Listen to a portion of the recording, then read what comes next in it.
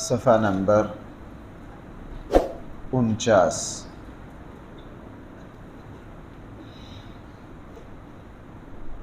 آیت نمبر ہے 204۔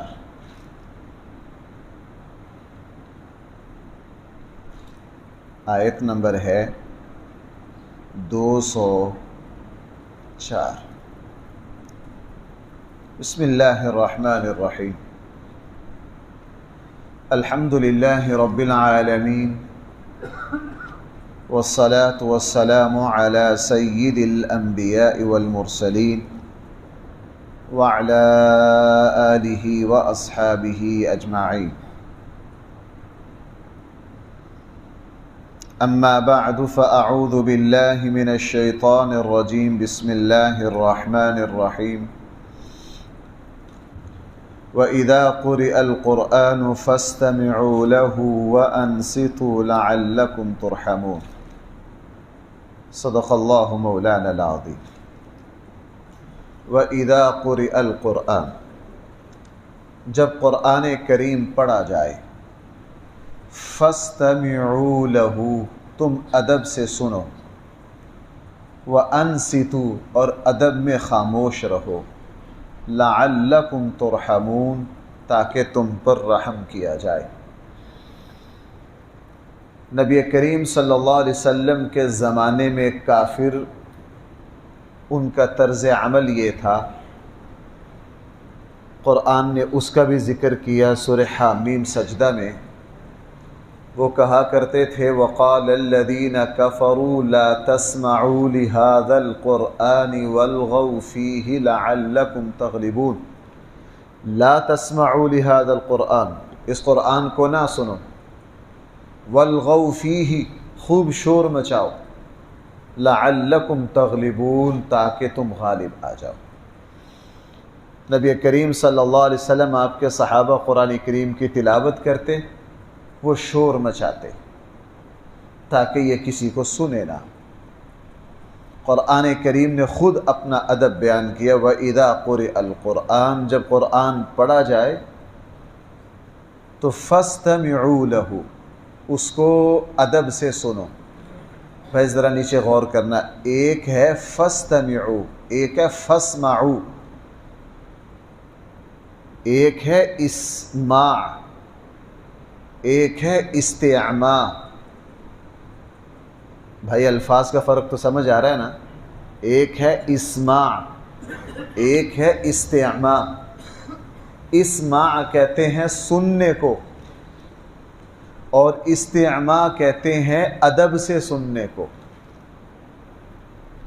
یہ نہیں فرمایا جب قرآن پڑھا جائے اس کو سنو، فرمایا جب قرآن پڑھا جائے اس کو ادب سے سنو۔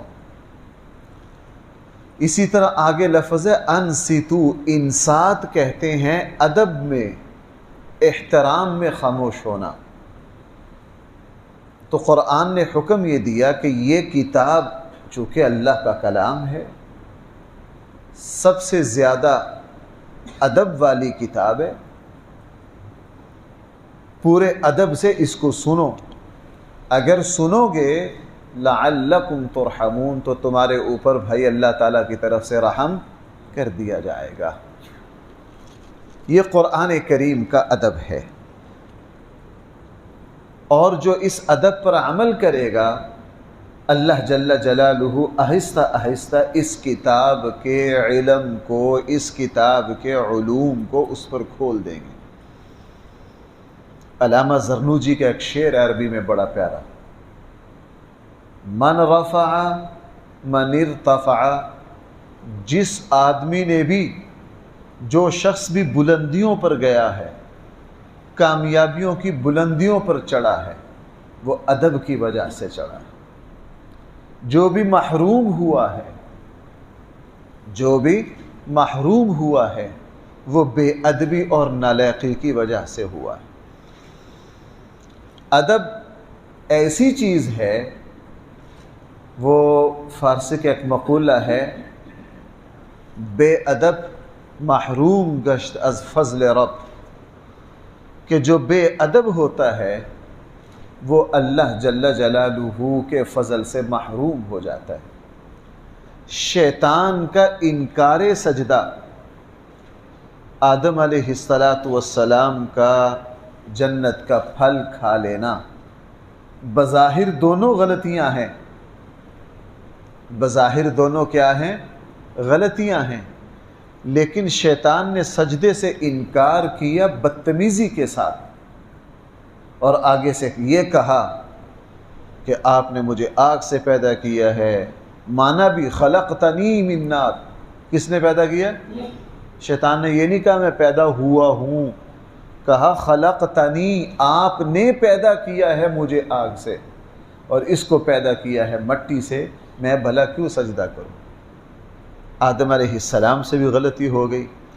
غلطی ہوتی تو قرآن کیا کہہ رہا ہے؟ آدم علیہ السلام فوراً قالا ربنا ظلمنا انفسنا وان لم تغفر لنا، ادب سے اللہ تعالیٰ سے معافی مانگی۔ اس لیے حکم یہ ہے کہ جب قرآن کریم پڑھا جائے ادب سے خاموش رہو اور ادب سے سنو تاکہ تم پر رحم کر دیا جائے۔ اب ہمارے اس آیت کے تحت ایک اور مسئلہ بھی آ جاتا ہے کہ جی آیا جس وقت نماز ہو رہی ہو امام کے پیچھے قرات کرنی چاہیے کہ نہیں کرنی چاہیے؟ عموماً قرآن کا ادب یہ ہے کہ جب قرآن پڑھا جائے تو بھائی کیا رہنا ہے؟ خاموش۔ اسی سے یہ بات ثابت ہو گئی اور صحابہ کرام نے استدلال کیا کہ جب امام خطبہ دے، جمعہ کا ہو، عیدین کا ہو، تو سارے ادب سے خاموش رہیں، چونکہ وہ خطبہ جو ہے اس میں قرآن بھی پڑھا جا رہا ہے، اس میں قرآن کریم بھی پڑھا جا رہا ہے۔ کہیں قرآن سننا ہے تو اس کو ادب سے سنو، ایسے نہیں کہ قرآن کی تلاوت بھی چل رہی ہے باتیں بھی چل رہی ہیں، یہ درست نہیں۔ اب امام کے پیچھے جب امام قرات کرتا ہے اس وقت قرآن کا حکم کیا ہے؟ اس میں پہلے ذرا ایک اصولی بات سمجھ لیجئے، ہمارے یہاں فروعی مسائل کو اہمیت نہیں دی جاتی، اگرچہ ہمارے یہاں نادان لوگ ایسے بھی ہیں ان کا سارا اسلام یہ چند فروعی مسائل میں۔ فروع فرع کی جمع ہے، فرع کہتے ہیں شاخ کو، اصول کہتے ہیں جڑ اور بنیاد کو۔ اسلام کے اصل مسائل وہ ہیں جو اصولی اور بنیادی مسائل ہیں، اور کچھ مسائل وہ ہیں جو فروعی ہیں، شاخیں ہیں، وہ بنیادی مسائل نہیں ہیں۔ لیکن ہمارے یہاں فرقہ پرست لوگوں نے انہی مسائل کو بنیادی بنا لیا، حالانکہ صحابہ کرام میں اختلافات ہوئے، ان میں اختلاف، ان فروعی مسائل میں کوئی جھگڑا نہیں، کوئی جھگڑا۔ میں نے چند دن پہلے مثال دی تھی، رسول اللہ صلی اللہ علیہ وسلم معراج پر تشریف لے گئے، اللہ کو دیکھا کہ نہیں دیکھا؟ حضرت عائشہ رضی اللہ عنہا اور حضرت عبداللہ بن عباس میں اختلاف ہو گیا۔ حضرت عائشہ فرماتی تھی نہیں دیکھا، حضرت عائشہ کیا فرماتی؟ نہیں دیکھا، اور حضرت عبداللہ بن عباس کیا فرماتے ہیں؟ دیکھا ہے۔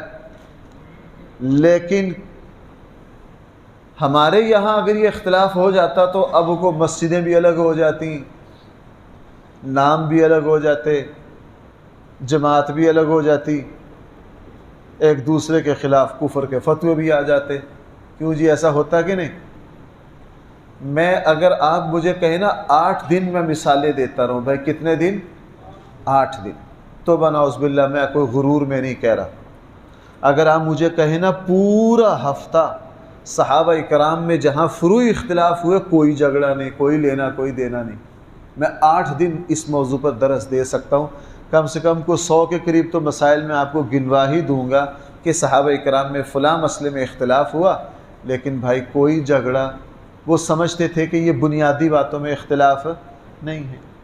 اب حضرت عائشہ اور حضرت عبداللہ ابن عباس میں نہ کبھی مناظرہ ہوا، نہ کبھی ایک دوسرے کے خلاف بینر لگے، نہ کبھی ایک دوسرے کے خلاف احترام میں کمی آئی۔ صحابہ کرام میں جدید اس میں کئی چیزوں میں اختلافات تھے، علمی رائے میں وہ یہ کہتے تھے، دوسرے صحابی یہ کہتے تھے، کوئی مسئلہ نہیں ہے۔ اب دیکھو نا ایک بہت بڑے مسئلے میں اختلاف ہو گیا، بھئی ایک مثال عرض کروں، حضرت اتنا تو آپ کو پتہ ہے، حضرت عثمان غنی رضی اللہ عنہ نے قرآن کریم کو پھر جمع کیا، اس کا ابتدائی خاکہ صدیق اکبر مرتب کر گئے تھے، اور باقی تفصیلی خاکہ کس نے مرتب کیا؟ جب حضرت عثمان غنی رضی اللہ عنہ نے 7 نسخے یا 5 نسخے تیار کروا دیے تو حکم دیا کہ اب جو صحابہ اکرام نے اپنے اپنے نسخے تیار کر رکھے تھے نا، اب سرکاری اور ریاستی نسخہ تیار کر دیا گیا ہے، اب اپنے اپنے نسخوں کو کیا کر دیا جائے؟ ضائع کر دیا جائے، تلف کر دیا جائے۔ اور حضرت عثمان غنی نے فرمایا دیکھو تم اللہ کے نبی کے صحابہ ہو، تم صاحب علم ہو، تمہیں پتہ ہے، لیکن جب یہ اگلی نسلوں میں جائیں گے ان کو پتہ، وہ الجھ جائیں گے، ان کا علم اس سطح کا نہیں ہوگا۔ حضرت عبداللہ بن مسعود نے فرمایا میں تو اپنا نسخہ نہیں دیتا۔ بھائی کس نے فرمایا؟ حضرت عبداللہ بن مسعود نے فرمایا میں اپنا نسخہ نہیں دیتا، میں نے اپنے نسخے میں اللہ کے نبی سے بہت ساری باتیں پوچھ کے لکھ رکھی ہیں، میں نہیں دیتا۔ اب یہ ریاست سے اختلاف تھا، خلیفہ وقت سے اختلاف تھا۔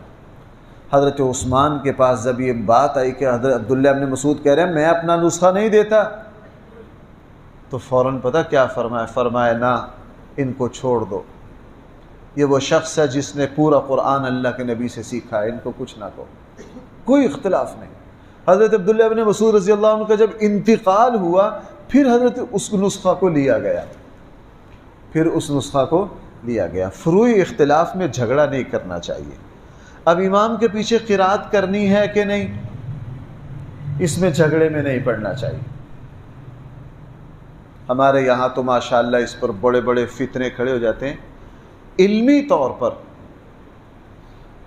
امام کے پیچھے قرات کرنے کے بھی کچھ صحابہ قائل ہیں، اور ائمہ اربعہ میں سے امام مالک اور امام شافعی جو ہیں وہ امام کے پیچھے سورہ فاتحہ، قرات کے نہیں سورہ فاتحہ کے قائل ہیں۔ قرات کا کوئی بھی قائل نہیں ہے، سورہ فاتحہ پڑھنے کے امام مالک اور امام شافعی جو ہیں ان کی رائے کیا ہے؟ پڑھی جائے گی۔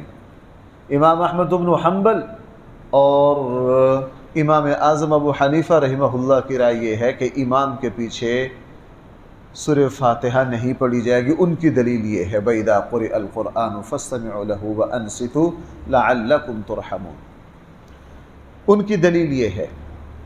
اب یہاں 2 باتیں سمجھنی چاہیے، آیا اس آیت کا تعلق نماز سے ہے یا نہیں؟ اس آیت کا تعلق کس سے ہے؟ نماز سے ہے یا نہیں؟ علامہ ابن کثیر چونکہ تمام مسالک کے یہاں بہت قابل اعتماد ہے، خصوصاً ہمارے احباب، ہمارے یہاں جو ہمارے دوست ہیں نا جو دوسروں پر فتویٰ لگاتے ہیں کہ جو امام کے پیچھے سورہ فاتحہ نہیں پڑھے گا ان کی نماز نہیں ہوگی، ان کی نماز باطل ہے باطل ہے باطل ہے۔ حالانکہ اگر مجھ سے کوئی پوچھے کہ امام کے پیچھے کوئی قرات سورہ فاتحہ پڑھ لیتا ہے نماز ہوتی ہے کہ نہیں، میں کیا کہوں گا؟ ہوتی ہے، چونکہ ہمارے یہاں ان مسائل میں جھگڑا نہیں ہے۔ لیکن بعض لوگ ایسے ان کی دکان ہی اس پر چلتی ہے، اگر ان کے فرقے میں یہ چند باتیں نہ رہیں تو ان کا فرقہ ہی نہیں رہتا، اس لیے وہ ہوا بھی نہیں 3-4، یوں کہہ لیجیے ان کی دکان پر ایٹمیں ہی 3-4 ہیں، ان کی دکان پر ایٹمیں ہی کیا ہیں؟ 3-4 ہیں۔ اگر وہی نہ بیچیں پھر دکان کیسے چلے گی؟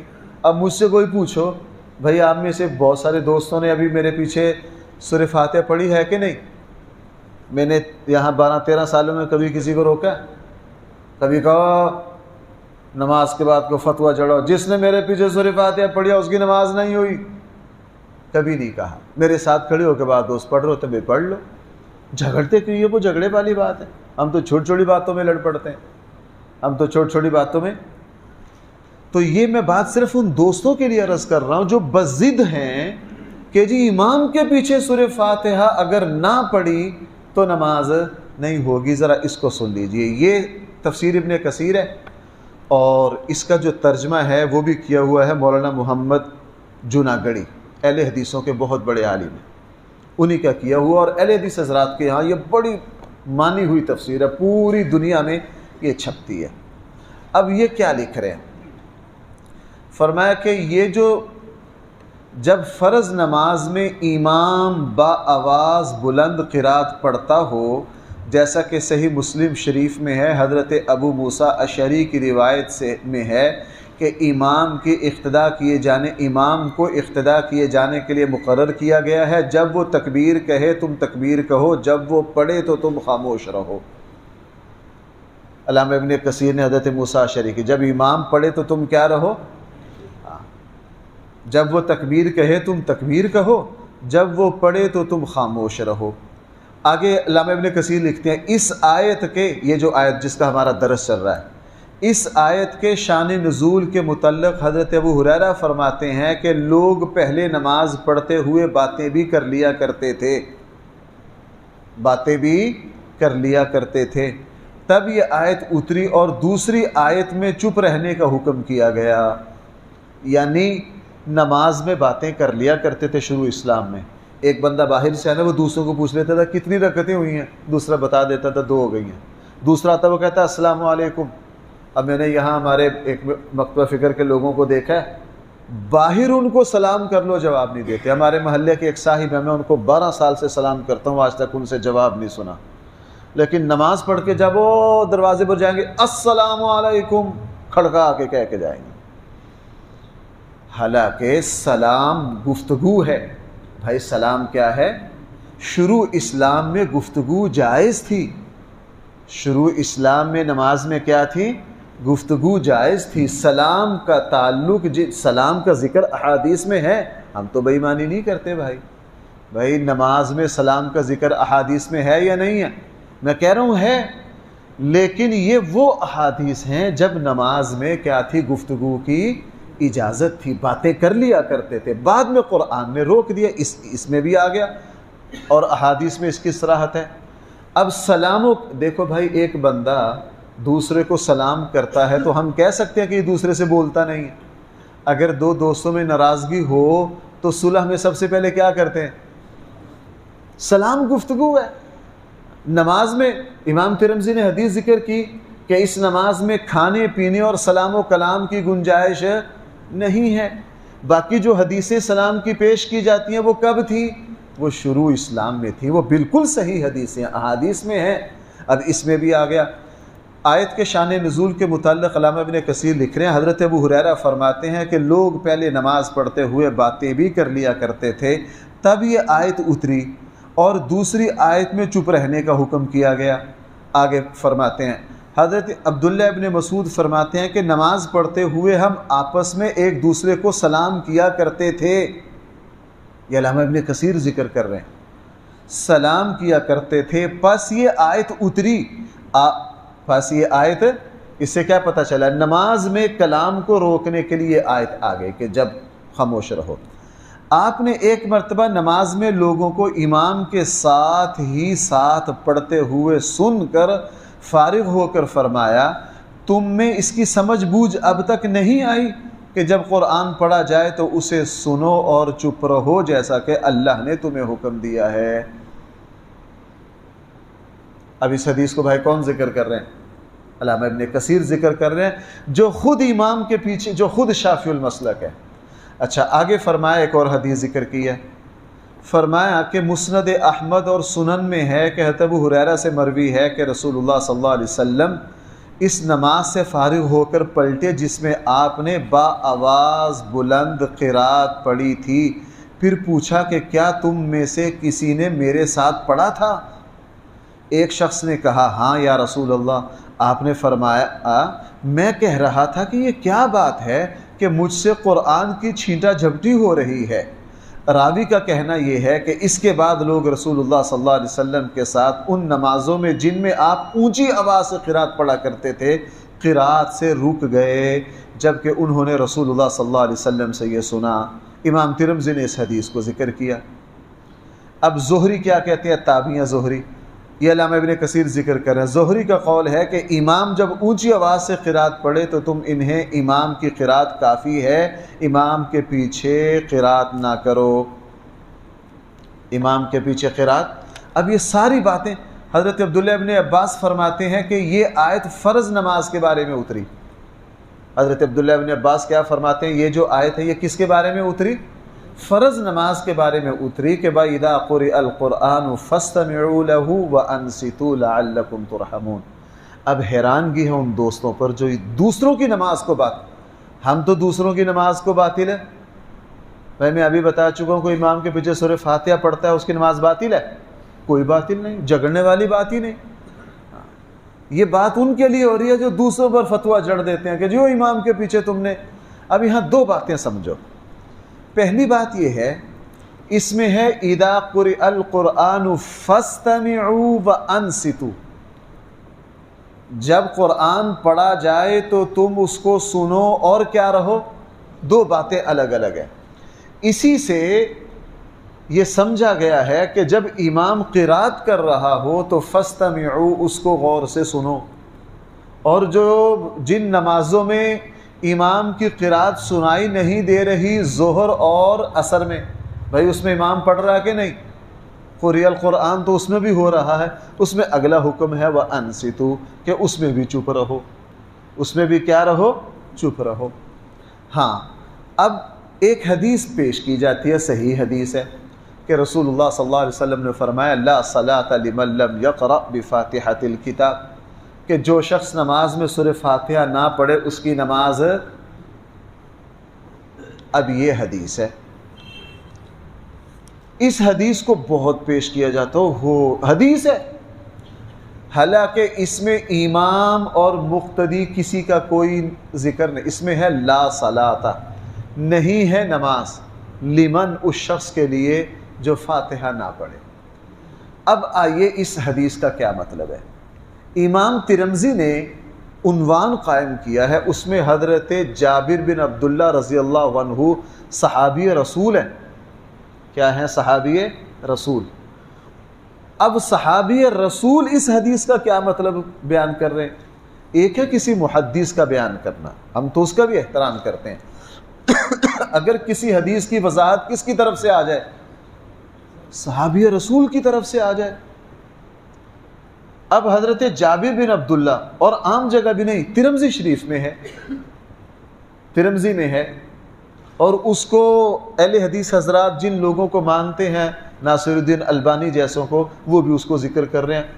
حضرت جابر بن عبداللہ فرماتے ہیں یہ جو حدیث ہے نا لا صلاۃ لمن لم یقرأ بفاتحۃ الکتاب، یہ حدیث امام اور اکیلے نماز پڑھنے والے کے لیے۔ بھائی کس کے لیے؟ امام اور اکیلے۔ امام کے لیے یہ ہے کہ اگر وہ سورہ فاتحہ نہیں پڑھے گا نماز، اگر کوئی اکیلا نماز پڑھ رہا ہے وہ سورہ فاتحہ نہیں پڑھے گا نماز۔ اب یہ مطلب کس نے بیان کیا؟ صحابی رسول نے۔ اس لیے امام احمد بن حنبل جو امام بخاری کے استاد ہیں اور صحاح ستہ کے سارے مصنفین واسطہ اور بلا واسطہ ان کے شاگرد ہیں، امام بخاری کے تو بغیر کسی واسطے کے استاد ہیں۔ امام احمد بن حنبل فرماتے ہیں کہ یہ جو حدیث ہے نا لا صلاۃ لمن لم یقرأ بفاتحۃ الکتاب، اس کا تعلق جو ہے وہ امام سے ہے اور اکیلے نماز پڑھنے والے سے۔ اب باقی رہا مقتدی، چونکہ امام کی جو قرات ہے وہ کس کے لیے کافی ہو رہی ہے؟ بھائی مقتدی کی امام کی سورہ فاتحہ کس کے لیے کافی ہو رہی ہے؟ مقتدی کے لیے بھی۔ دیکھو میں آپ کو ایک حدیث سناؤں۔ رسول اللہ صلی اللہ علیہ وسلم نے فرمایا لا صلاۃ الجمعۃ الا بخطبۃ، نہیں ہے جمعے کی نماز بغیر خطبہ کے۔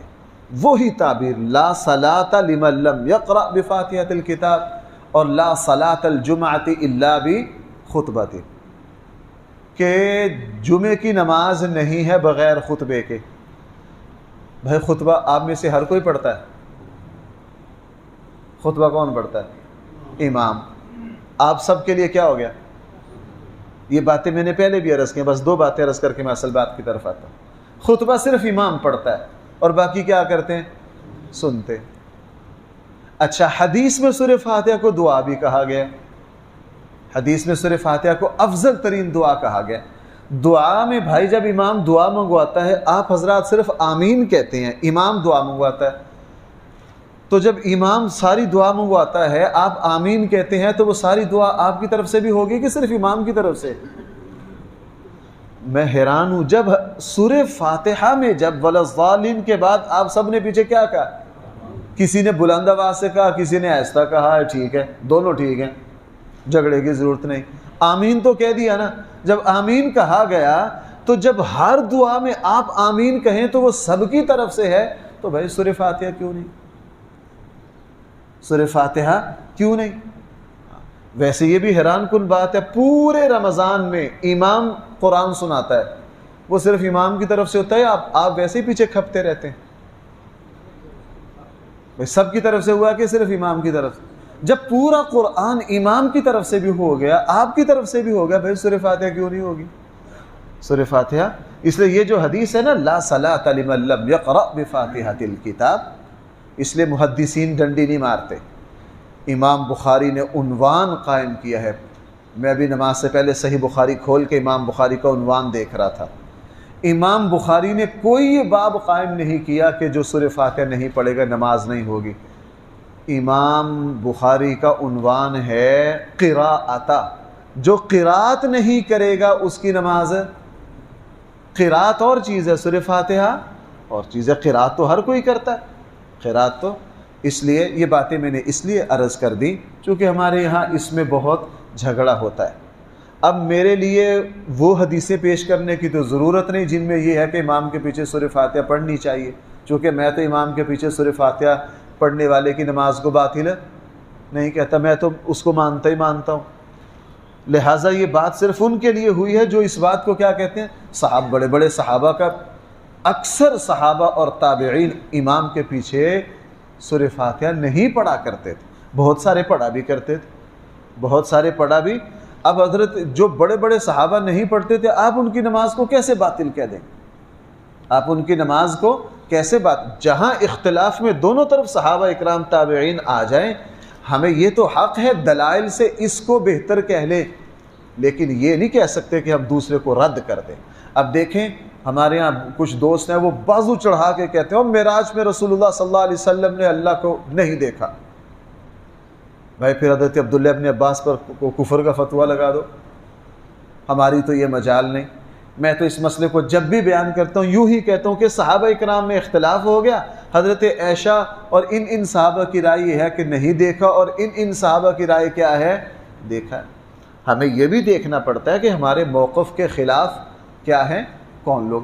اب دیکھو میں اگر یہ کہہ دوں کہ جو شخص یہ کہتا ہے کہ آمین اونچی پڑھنی چاہیے، اونچی کہنی چاہیے، وہ کافر ہے، اگر میں نے یہ کہہ دیا تو نعوذ باللہ پتہ کتنا بڑا جرم ہو گیا۔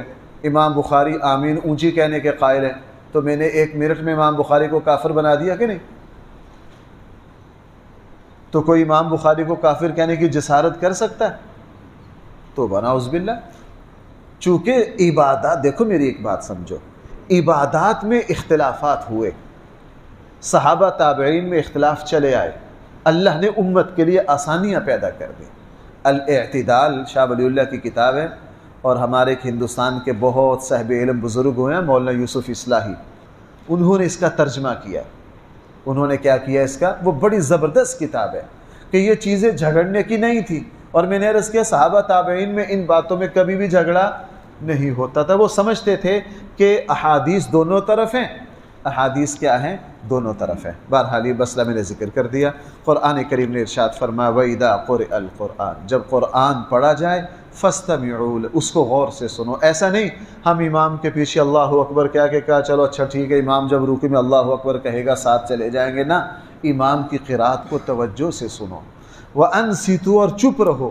کہیں ہم قرآن کی مجلس میں بیٹھے ہیں تو نہیں، وہاں باتیں نہیں کر سکتے، گپ شپ نہیں، وہاں بھی موبائل کو بند کر لینا چاہیے۔